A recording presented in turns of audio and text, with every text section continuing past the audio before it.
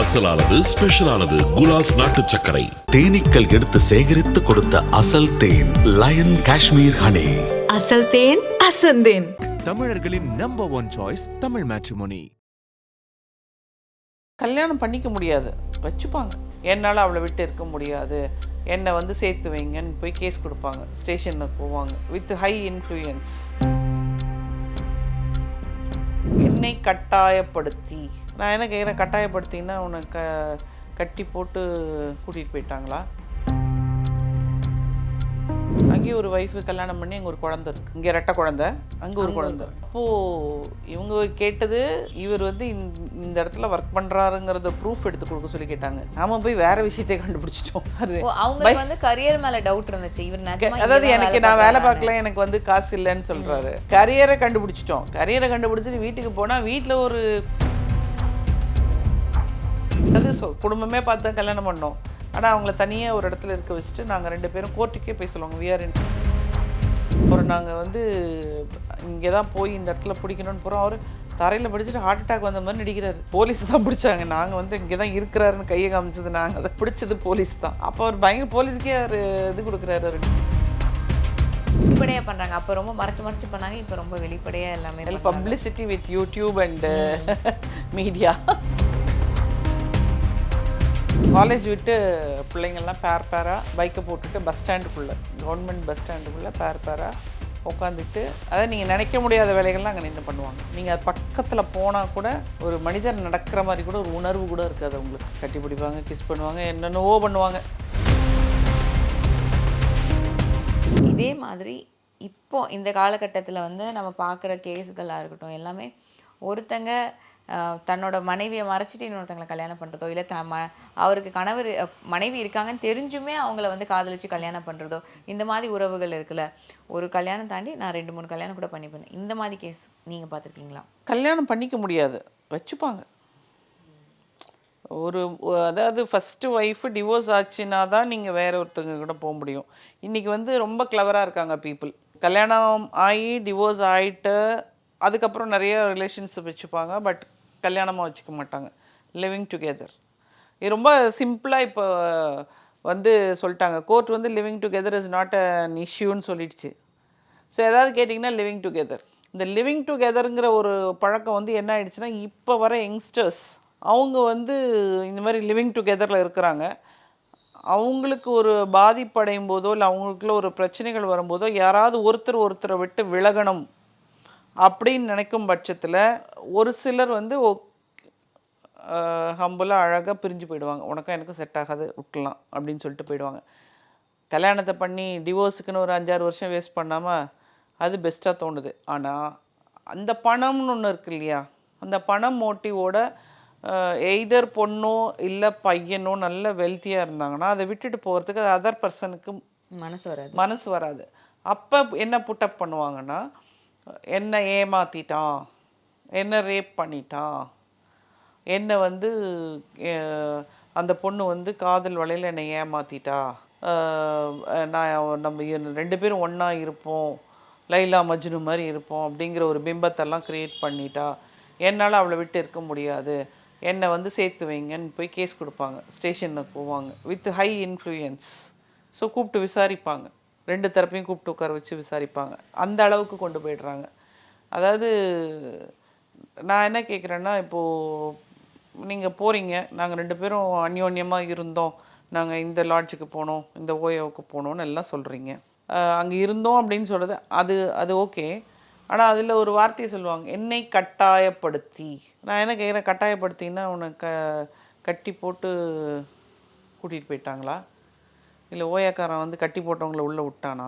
சரி, இது அந்த தரப்புக்கு வந்து சப்போர்ட்டுக்கு வராங்கல்ல. இது ஒரு பழமொழி உண்டு, ஊசி வந்து நூலுக்கு இடம் கொடுத்தா தான் உள்ளே நுழைய முடியும். அப்போது இடம் கொடுக்கறதுனால தானே போகிறாங்க. அப்போ ஏன் அந்த இடத்துல கட்டாயப்படுத்தி என்னை ரேப் பண்ணாங்க, இந்த வார்த்தைகளெல்லாம் வந்து பயன்படுத்துவாங்க. இப்போ உங்களுடைய விருப்பம் இல்லாமல் இதை செய்ய முடியுமா? முடியாது. ஸோ இதெல்லாம் வந்து ஒரு அது யார் வந்து அதிக பணம் வச்சுருக்காங்களோ அவங்கள டார்கெட் பண்ணி நடக்கும் இந்த வேலைகள். இது நிறைய பேருக்கு புரியும், புரியாத மாதிரியும் வந்து அதை பண்ணிக்கிட்டு இருக்காங்க. ஏன்னா நம்ம இதெல்லாம் சொன்னோன்னா அக்யூஸ் பண்ணுறாங்க, நம்மளை பற்றி தப்பாக சொல்கிறாங்கன்னு சொல்லுவோம். இது 2 பக்கமும் நடக்குது, 2 சைடும் நான் சொல்கிறேன். பெண்களும் தவறு பண்ணுறாங்க, ஆண்களும் தவறு பண்ணுறாங்க. நான் சொன்னேன் பாருங்கள், ஒரு இதில் வந்து பெண்ணுக்கு இவ்வளோ சொத்து இருக்குன்னு ப்ராக்கெட் போட்டு கல்யாணம் பண்ணி கூட்டிகிட்டு போயிட்டு அதுக்கப்புறம் வந்து பெண் பேரில் இருக்கக்கூடிய சொத்தெல்லாம் பெண் பேருக்கு தான் வரணும்னு அந்த மாதிரி பண்ணுறவங்களும் இருக்காங்க. ஸோ நல்லவர்களும் இருக்கிறாங்க, கெட்டவர்களும் இருக்கிறாங்க. நாம் கரெக்டாக பார்த்து நடந்துக்கணும். எதுவாக இருந்தாலும் தெளிவாக நாம் சிந்தனைகள் தெளிவாக இருக்கணும், நல்ல சிந்தனைகளாக இருக்கணும். அப்போ தான் நல்லவைகள் நடக்கும். இந்த பைகேமி அப்படிங்கிற ஒரு விஷயம் வந்து ரொம்ப காலங்காலமாக நம்ம ஊரில் இருக்குது. அந்த மாதிரி நீங்கள் எதுனா ஒரு கேஸ் ஹேண்டில் பண்ணியிருக்கீங்க? நிறைய பண்ணியிருக்கோம். இந்த ஒரு ரொம்ப இன்ட்ரெஸ்டிங்காக சொல்லணுன்னா, ஏன்னா அவங்களாம் இப்போ பெரிய லெவலில் இருக்கிறாங்க. ஸோ அதனால் அவங்களுடைய ப்ரொஃபஷன் கூட நான் சொல்ல விருப்பப்படல. ஒரு கேஸில் வந்து பார்த்திங்கன்னா, நம்மளுடைய அவங்களுக்கு 2 குழந்தைகளோட வராங்க, ரெட்டை குழந்தைங்க. வந்துட்டு என்னுடைய கணவர் வந்து வேலை பார்க்குறாரு. எனக்கு வந்து கோர்ட்டில் வராரு, டிவோர்ஸ் போட்டோம். கோர்ட்டுக்கு வராரு, நான் வேலை பார்க்குறேன்னு வேலை பார்க்கலன்னு சொல்கிறாரு. நீங்கள் எவிடன்ஸ் எடுத்து கொடுக்கணும் அப்படின்னாங்க. நம்ம எவிடன்ஸ் எடுத்து கொடுக்கணும் அப்படின்னு சொல்லிட்டு அது போகும்போது அதை பார்க்குறதுக்காக நம்ம போகிறோம். அவர் ஆஃபீஸ் போகிறது, வீட்டுக்கு போகிறது எல்லாம் மானிட்டர் பண்ணுறோம். அவர் சிட்டியில் வேலை பார்த்தாலும் தங்கியிருக்குது அவுட்ஸ்கர்ட்ஸ் ஆஃப் சென்னை. அப்போது அவரை ஃபாலோ பண்ணிகிட்டே போனால் அங்கேயும் ஒரு ஒய்ஃபு கல்யாணம் பண்ணி அங்கே ஒரு குழந்த இருக்குது. இங்கே ரெட்டை குழந்த, அங்கே ஒரு குழந்த. அப்போது இவங்க கேட்டது, இவர் வந்து இந்த இடத்துல ஒர்க் பண்ணுறாருங்கிறத ப்ரூஃப் எடுத்து கொடுக்க சொல்லி கேட்டாங்க. நாம போய் வேற விஷயத்தை கண்டுபிடிச்சிட்டோம். அது அவங்களுக்கு வந்து கரியர் மேலே டவுட் இருந்துச்சு. இவர் அதாவது எனக்கு நான் வேலை பார்க்கல, எனக்கு வந்து காசு இல்லைன்னு சொல்கிறாரு. கரியரை கண்டுபிடிச்சிட்டோம். கரியரை கண்டுபிடிச்சிட்டு வீட்டுக்கு போனால் வீட்டில் ஒரு குடும்பம் இருக்குது. அந்த குடும்பம் வந்து இருக்கும்போது என்ன ஆகுது, அப்போது எங்களுக்கு ஒரு பாயிண்ட் கிடைக்குது, பைகமி. இவங்க என்ன ஆயிடுச்சுன்னா, இவங்க கொடுக்க மாட்டாங்கிறத அவங்க முடிவு பண்ணிட்டாங்க. என்ன ஆனாலும் அவட்டங்க ஜெயிலில் தூக்கி போடுங்க அப்படின்ட்டாங்க. அப்போது கேஸ் அந்த கன்சர்ன் யார் வந்து கேஸ் எங்கிட்ட கொடுத்தாங்களோ அவங்க ஸ்டேஷனில் வந்து கம்ப்ளைண்ட் கொடுத்துட்டாங்க. நான் இவர் வீட்டுக்கு நாங்கள் அதாவது இவங்க என்ன பண்ணுவாங்கன்னா, பகல் நேரத்துலலாம் போனால் ஈஸியாக எஸ்கேப் ஆகிற மாதிரி தான் அந்த வீடு. ஸோ அதிகாலையில் போய் ஸ்டேஷன்லேருந்து ஆளை கூட்டிகிட்டு போய் இவங்களோட குடும்பம் நடத்துகிறாரு, குழந்தையும் இருக்குதுன்னு அப்படி பிடிச்சி கொண்டு வந்து அதை தான் இன்றைக்கி லிவிங் டுகெதர்னு சொல்லிடுறாங்க. பட் அன்றைக்கி வந்து அது பைகமி. அவங்க வந்து அவங்க ஃபேமிலி மெம்பர்ஸோடு போய் கல்யாணம் பண்ணிக்கிறது, ரெஜிஸ்டர் மேரேஜ் பண்ணாமல் கோயிலில் தாலி கட்டிக்கிறது, ஃபேமிலி மெம்பர்ஸ் எல்லோரையும் வச்சு. அது வந்து ஒரு ப்ரூஃப் மாதிரி அவங்களுக்கு கல்யாணம் பண்ணிக்கிட்டோம் அப்படிங்கிறது. பட் இன்றைக்கி என்ன பண்ணுறாங்கன்னா, மொத்த குடும்பமே சேர்ந்து அதை லிவிங் டுகெதர் மாதிரி மாற்றிடுறாங்க. நான் சொல்கிறது புரியுதா உங்களுக்கு? லிவிங் டுகெதர், அதாவது குடும்பமே பார்த்து தான் கல்யாணம் பண்ணோம், ஆனால் அவங்கள தனியாக ஒரு இடத்துல இருக்க வச்சுட்டு நாங்கள் 2 பேரும் கோர்ட்டுக்கே போய் சொல்லுவாங்க, we are in living together. அந்த லீகல் பாயிண்ட்ஸை வந்து லைக் ஓகே, நமக்கு இது ஒரு எஸ்கேப்பிங் லூப் ஹோல் மாதிரி அவங்களுக்கு நிறைய விஷயங்கள் கிடைக்கிறதுனால அந்த ஒரு ஹோலை யூஸ் பண்ணிக்கிறாங்க அவங்க. ஆமாம். அப்போ அந்த பைகமி அந்த கேஸ் பிடிச்சதெல்லாம் வந்து பயங்கரமாக இருந்தது. அவரை நாங்கள் வந்து இங்கே தான் போய் இந்த இடத்துல பிடிக்கணும்னு போகிறோம். அவர் தரையில் பிடிச்சிட்டு ஹார்ட் அட்டாக் வந்த மாதிரி நடிக்கிறாரு. அப்போ இன்னும் போலீஸ் தான் பிடிச்சாங்க. நாங்கள் வந்து இங்கே தான் இருக்கிறாருன்னு கையை காமிச்சது, நாங்கள் அதை பிடிச்சது போலீஸ் தான். அப்போ அவர் பயங்கர போலீஸுக்கே அவர் இது கொடுக்குறாரு, ரெட்டஃப் கொடுக்குறாரு. அதாவது அவங்க கையில் பிடிச்சி கூட்டு போயிட போகிறாங்க, அதுக்குள்ளே எஸ்கேப் ஆயிடலான்ட்டு தரையில் படுத்துக்கிட்டு ஹார்ட் அட்டாக் வந்த மாதிரிலாம் நடிக்கிறாங்க. அது ஒரு இன்ட்ரெஸ்டிங் கேஸ். அது நான் இப்போ பண்ணல, ரொம்ப நாள் ஆச்சு. அப்போல்லாம் நம்மக்கிட்ட செல்ஃபோன் கூட இருக்காது. ஸோ அந்த கேஸ் வந்து ரொம்ப இன்ட்ரெஸ்டிங்காக இருந்துச்சு. நம்ம அந்த ஆமாம், நம்ம எதையோ கண்டுபிடிக்க சேசிங் மாதிரி அங்கே வந்து நமக்கு வேற ஒன்று நமக்கு என்னடா நடக்குது இங்கே, அந்த மாதிரி ஒரு கேஸாக இருக்குது. இன்னைக்கு வந்து கம்யூனிகேஷன் இஸ் ஃபாஸ்ட். இன்னைக்கு வந்து எங்களால் கம்யூனிகேட் பண்ணுவோம், இங்கே வா, அந்த பக்கம் போ, அந்த பக்கம் இந்த பக்கம் போகிறேன். அப்போ அதெல்லாம் கிடையாது. ஸோ இந்த பழைய காலத்து படத்தில் ரன்னிங் சேசிங் இருக்கும் பாருங்கள், அது மாதிரி அவங்கள ஃபாலோ பண்ணிகிட்டே போய் அவங்க எங்கே போகிறாங்களோ அங்கேயே நோட்டம் விட்டு அது அந்த டைமில் அது ரொம்ப கஷ்டம். ஒருத்தங்க என்ன பண்ணுறாங்கன்றது அவங்க பின்னாடியே போய் ஃபாலோ பண்ணி கொஞ்சம் கூட மிஸ் பண்ணாமல் கண்டுபிடிக்கிறதுங்கிறது. அண்ட் இந்த கேஸில் எனக்கு தெரிஞ்சு அவர் வந்து சம்பாதிக்கிறதெல்லாம் இன்னொரு வீட்டுக்கு கொடுத்துட்டு ஒய்ஃபுக்கு கொடுக்காம தான் இருந்திருப்பாரு. ஆமாம், அது கடைசியில் என்ன தெரியுமா பண்ணார், அதில் இன்னொரு இது என்ன, அப்படி ஒரு கேவலமான மனுஷனாங்கிறது. நல்ல பிஹெச்டி பண்ணிவிட்டு இவங்களுக்கு காம்பன்சேஷன் கொடுக்கக்கூடாதுங்கிறதுக்காக தான் வேலை பார்த்துட்டு இருந்த இது ஒரு கவர்மெண்ட் வேலையவே அவர் ரிசைன் பண்ணாருன்னா பார்த்துக்கோங்க. விஆர்எஸ் வாங்கிட்டாரா? விஆர்எஸ் வாங்கி பெனிஃபிட்ஸ்லாம் வராது. ம். Just gave resignation. I don't want to give you any thing. நான் வேலை பார்த்தா தானே என்கிட்ட கேட்பீங்க. I am not working. என்கிட்ட பணம் இருந்தால் தானே ஆலிமனியோ இல்லை மெயின்டெனன்ஸோ நான் கொடுக்க முடியும். He knows the legal point. நான் எப்படி வந்து லூப்பில் இருந்து தப்பிக்கலாம் அப்படிங்கிறது, இல்லைன்னா ஒரு கோர்ட் லா ஜஸ்டிஸ் எல்லாத்துக்கு முன்னாடி இருந்து ஈஸியாக எப்படி தப்பிக்கலாங்கிறதுக்கு நிறைய ஹோல்ஸ் இருக்குது. அந்த ஹோல்ஸ் வழியே இவர் எஸ்கேப் ஆகிட்டே இருந்திருக்காரு. இந்த மாதிரியான விஷயங்கள் எப்போவுமே நடந்துட்டுருக்கு. அண்ட் நீங்கள் சொன்ன மாதிரி அந்த காலத்தில் வந்து அதுக்கு ஒரு பேர் இருந்துச்சு, இந்த காலத்தில் அதுக்கு ஒரு பேர் மாற்றம் தான் இருக்கோ தவிர வேறு அதை இன்னும் கொஞ்சம் வந்து வெளிப்படையாக பண்ணுறாங்க. அப்போ ரொம்ப மறைச்சு பண்ணாங்க, இப்போ ரொம்ப வெளிப்படையாக எல்லாமே publicity with YouTube and media. அந்த மாதிரி விஷயங்கள் தான் நிறைய வந்துட்டுருக்கு. மேம், உங்களுக்கு வந்து நிறைய கேசஸ் வருது, அதில் வந்து சொசைட்டியில் என்ன நடக்குதுங்கிறத நீங்கள் தெரிஞ்சுக்கிறீங்க. ஆனால் நம்ம கண்ணார சில விஷயங்கள் பார்ப்போம். அப்படி பார்க்குறப்போ அது வேறு மாதிரி நமக்கு ஹிட் ஆகும். நீங்கள் இவ்வளோ விஷயங்கள் சொன்னது எல்லாமே கேஸாக இருக்குது, ஆனால் நம்ம பார்க்குற விஷயங்களே நம்மளை ரொம்ப பாதிக்கும். இல்லைன்னா இப்படியுமா நடக்குது, ஏன் இப்படியெல்லாம் இருக்காங்கன்னு அந்த மாதிரி நீங்கள் பார்த்த விஷயங்கள், எக்ஸ்பீரியன்ஸ் பண்ண விஷயங்கள்? நான் வந்து எப்போவுமே வெளியே போகும்போது வந்து நிறைய விஷயங்கள் நோட் பண்ணிக்கிட்டே இருப்பேன். ஏன்னா நம்ம மைண்டில் வந்து நம்ம கேஸ் கொடுத்தவங்க அவங்க ஃபோட்டோஸ் ஞாபகத்தில் இருக்கும். அது யாராவது நம்ம வழியில் எந்த பக்கமாவது எங்கேயாவது, ஏன்னா அந்த மாதிரிலாம் நிறைய நடந்திருக்கு எனக்கு. ஒரு சில சமயம் கேஸ் கொடுத்தவங்களுக்கு நான் கேஸே முடிச்சிருக்க மாட்டேன். 6 மாதம் கழித்து நாங்கள் சும்மா போயிட்டுருப்போம், யதார்த்தமாக எங்களுக்கு அந்த ஹிண்ட்டு கிடைக்கும். அதனால் நான் எப்போவுமே வந்து அலர்ட்டாக வெளியில் எங்கே போனாலும் சரி நான் பார்த்துட்ருப்பேன். அது மாதிரி ஒரு 2 இன்சிடெண்ட் உங்களுக்கு நான் கோட் பண்ணலாம். ஒன்று வந்து நான் வந்து இங்கே மேடவாக்கம் பகுதியில் இருக்கக்கூடிய ஒரு இடத்துக்கு போவேன். அங்கே வந்து அது ஒரு பஸ் ஸ்டாண்டு தான். அந்த பஸ் ஸ்டாண்டில் நீங்கள் இப்போ போனீங்கன்னா கூட இந்த காட்சிகள் நீங்கள் பார்க்கலாம். காலேஜ் விட்டு பிள்ளைங்கள்லாம் பேராக பைக்கை போட்டுட்டு பஸ் ஸ்டாண்டுக்குள்ளே, கவர்மெண்ட் பஸ் ஸ்டாண்டுக்குள்ளே பேராக உட்காந்துக்கிட்டு, அதாவது நீங்கள் நினைக்க முடியாத வேலைகள்லாம் அங்கே நின்று பண்ணுவாங்க. நீங்கள் அது பக்கத்தில் போனால் கூட ஒரு மனிதர் நடக்கிற மாதிரி கூட ஒரு உணர்வு கூட இருக்காது அவங்களுக்கு. கட்டி பிடிப்பாங்க, கிஸ் பண்ணுவாங்க, என்னென்னவோ பண்ணுவாங்க. நம்ம ஒரு டைமில் இந்த பீச்சாக இருக்கட்டும், இல்லைன்னா ஒரு நம்ம பூங்கா இருக்கட்டும், அங்கே வந்து இந்த மாதிரி நடக்குதுன்னு சொல்லி இப்போ தான் அதை வந்து ரெஸ்ட்ரிக்ட் பண்ணி இப்படி இருக்கக்கூடாது, அந்த இடம் பொதுமக்களுக்குன்னு சொல்லி ஒரு விஷயம் பண்ணிட்டு இருக்காங்க. ஆனால் பஸ் ஸ்டாப்புங்கிறது ரொம்ப ரொம்ப ஓப்பன் பிளேஸ். பஸ் டெர்மினஸ்குள்ளே நின்று பண்ணிகிட்டு இருக்காங்க. தலையில் அடிச்சுக்கிறாங்க. பஸ் டிரைவர்ஸ், கண்டக்டர்ஸ் எல்லாம் தலையில் அடிச்சுக்கிறாங்க. அது என்ன, பிள்ளைங்களை பெற்று பையனையும் பொண்ணையும் நல்லா படிச்சுட்டு வரும்னு நினச்சா நடு ரோட்டில் நின்று அசிங்கமான விஷயங்கள் பண்ணிகிட்டு இருக்காங்க. ஸோ இந்த மாதிரி நான் பார்க்கும்போது எப்போவுமே நான் வெளியில் போகும்போது அலர்ட்டாக பார்த்துட்ருப்பேன். இந்த மாதிரி ஒரு நாள் வந்து நாங்கள் வெளியே போயிருக்கும்போது பீச்சுக்கு போகலாமேன்னு சொல்லிட்டு போனோம். ஈசிஆரில் இருக்க பீச்சுக்கு போகலாமேன்னு போனோம். அப்போது ஒரு ஐஸ்கிரீம் ஷாப் மட்டும்தான் அங்கே இருந்துச்சு. இந்த பீச்சில் இப்போ கடைகள் எல்லாம் உள்ளே விட்டுறதில்ல இல்லையா, எல்லாமே இந்த பேரிகார்ட்ஸ் மாதிரி சின்ன சின்ன பைப்ஸ் போட்டுட்டு அதில் நம்ம ஆள் தான் நடந்து போகலாம், 2 வீலரோ இல்லை காரோ போக முடியாது பண்ணியிருக்காங்க. ஸோ ஒரே ஒரு ஐஸ்கிரீம் தள்ளு வண்டி மட்டும் அங்கே நின்றுட்டு இருந்துச்சு.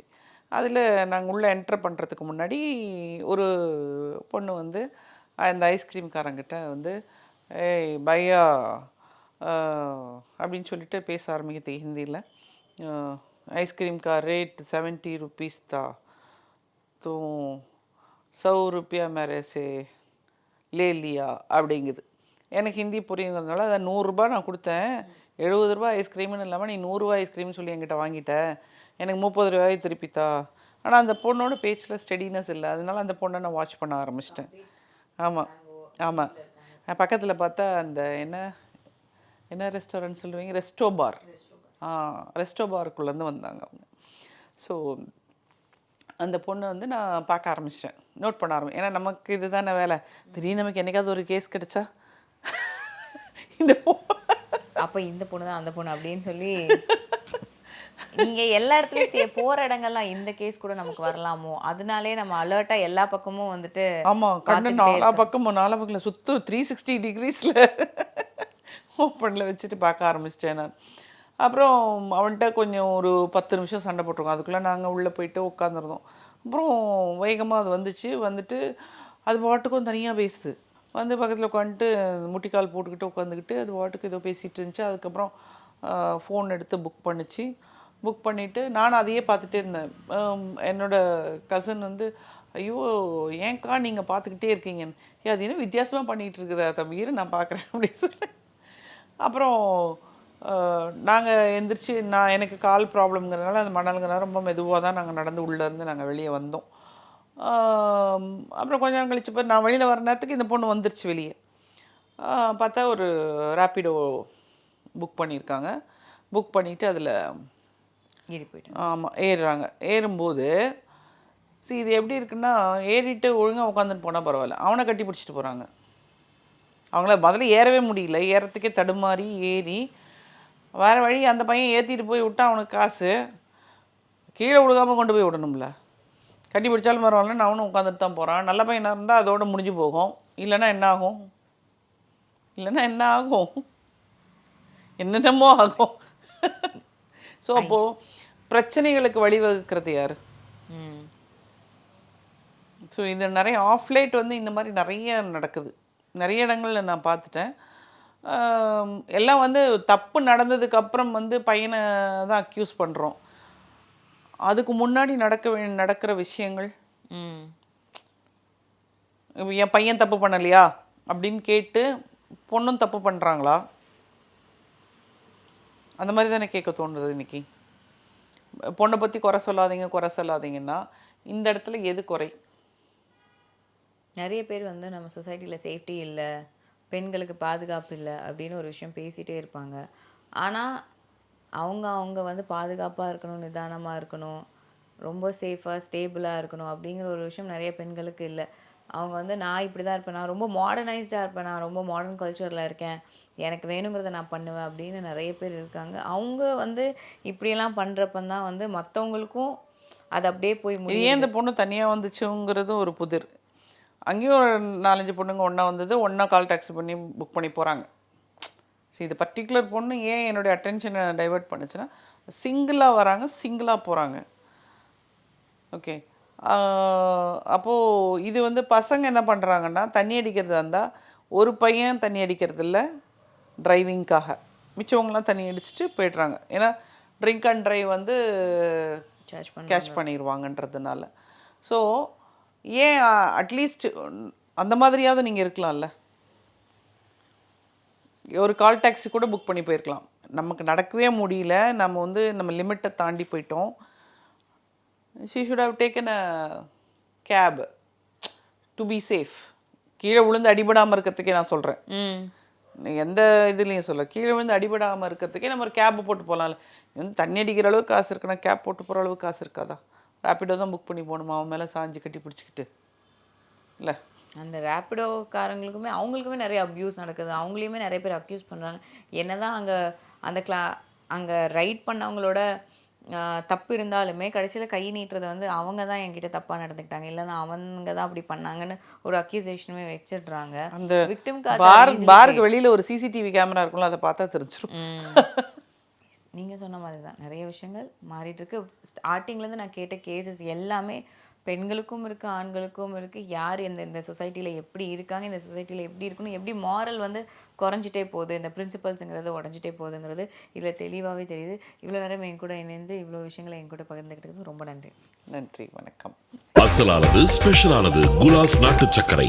தேனீக்கள் எடுத்து சேகரித்து கொடுத்த அசல் தேன் லயன் காஷ்மீர் ஹனி. அசல் தேன் அசந்தேன். தமிழர்களின் நம்பர் 1 சாய்ஸ் தமிழ் மேட்ரிமோனி.